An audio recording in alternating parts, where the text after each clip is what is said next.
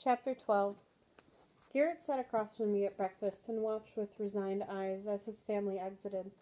Nolan trotted at Father's side like a pet dog, and Miles wished us a good day as he left. We had become the proverbial kids' table. I was used to it. He wasn't. I could see his stir-crazy building. His tolerance for my boring routines of swimming, stretching, clinic, reading, online shopping, and television was evaporating. These ways of filling my days seemed so much more pathetic when he was beside me, sighing, fidgeting, and casting long glances at the closed door of Father's office. When the only things remaining at the table were us and the other leftovers, he asked, "Is today another Project Runway marathon or some other New York City reality show?" "Neither," he sighed. "C-SPAN? Come with me." I followed a trail of invisible breadcrumbs, taking the path the others had just walked. If Father had been serious about my being important to the family, then it was time I acted serious too. "Good morning, Sweet Pea." Father looked up from his seat behind the massive mahogany desk he'd inherited, along with his position from my grandfather. "Did your mother send you with a message for me?" "No, I just thought—" I swallowed and squared my shoulders. "If you want respect, demand it. I'd like to attend this morning's meetings."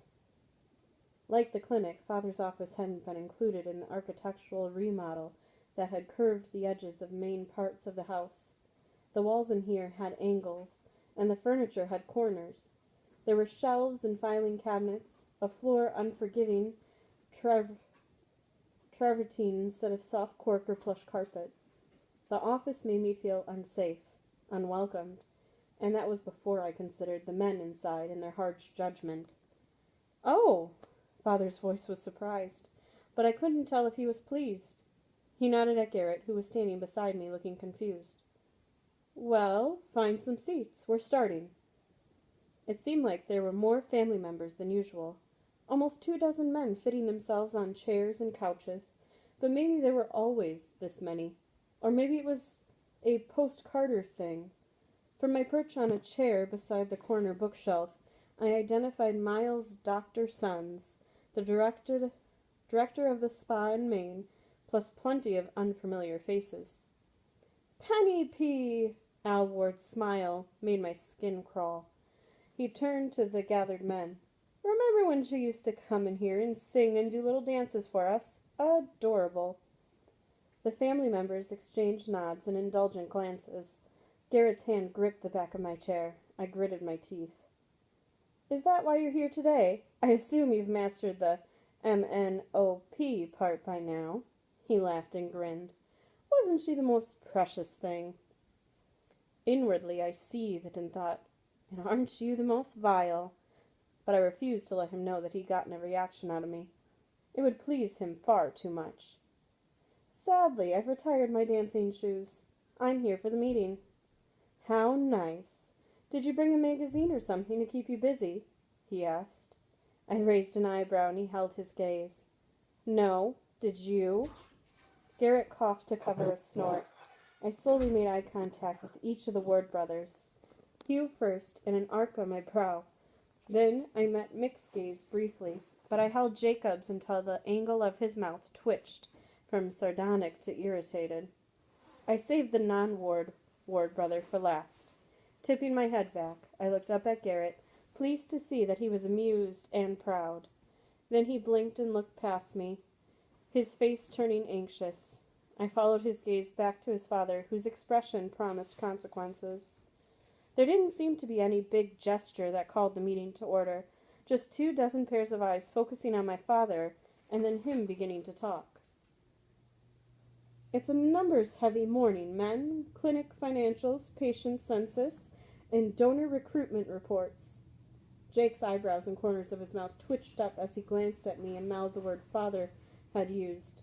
Men. I ignored him and settled back in my chair.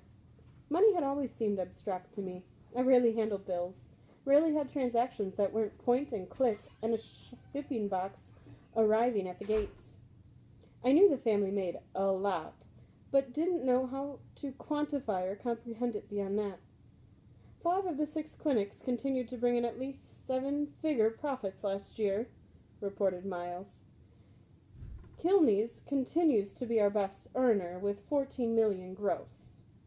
And the 6th, prompted Father. Sky and Light. It's struggling to stay in high 5, low 6-figure range. The overhead and payoffs are neutralizing most of their profit. The graphics projected on Father's wall showed patients and donors on double bar graphs. I half expected Nolan to stand up and assign a word problem. There were about 1,000 patients per clinic, almost 6,000 total last year. 6,000 people we'd saved. I smiled at Garrett, then let my attention wander. 6,000 people was a happy thought to hold on to, and much more interesting than listening to Al speculate about the negative effect of the Organ Act was having on donor recruitment, or Nolan's counter-argument on the particularly inexhaustible supply we'd have if the industry were legalized. Your opinions are noted, gentlemen, Father finally said. Let's take a break. I've got some calls, and then we'll resume in 20.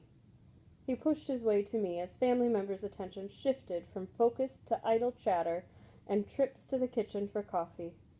It was nice having you here.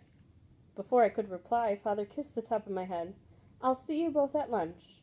Or maybe dinner. We might work through lunch. Pass that along to your mother, okay?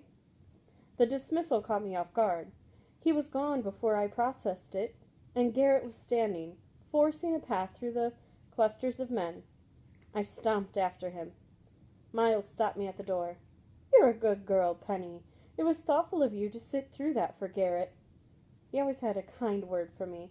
A kind word or a pint of my favorite ice cream from the creamery by his house.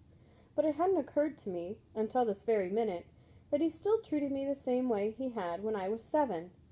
I wasn't a good girl. I wasn't still a girl at all. For Garrett? He chuckled lightly and patted Garrett's shoulder. Though I dare say you've probably made him sit through enough fashion shows or soap operas. It's only fair for you to return the favor and spend some time being bored. If Garrett's watching soap operas, it must be on his own time. I don't believe I've ever seen one. And as for boredom, that meeting wasn't. At least most of it wasn't.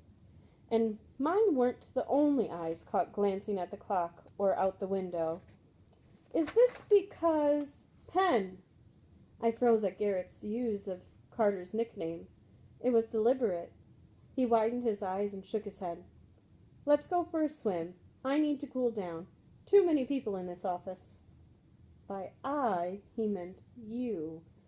But he wasn't wrong. Better for me to take my frustration out in laps than say something that confirmed Al's depiction of me as immature and decorative. I nodded.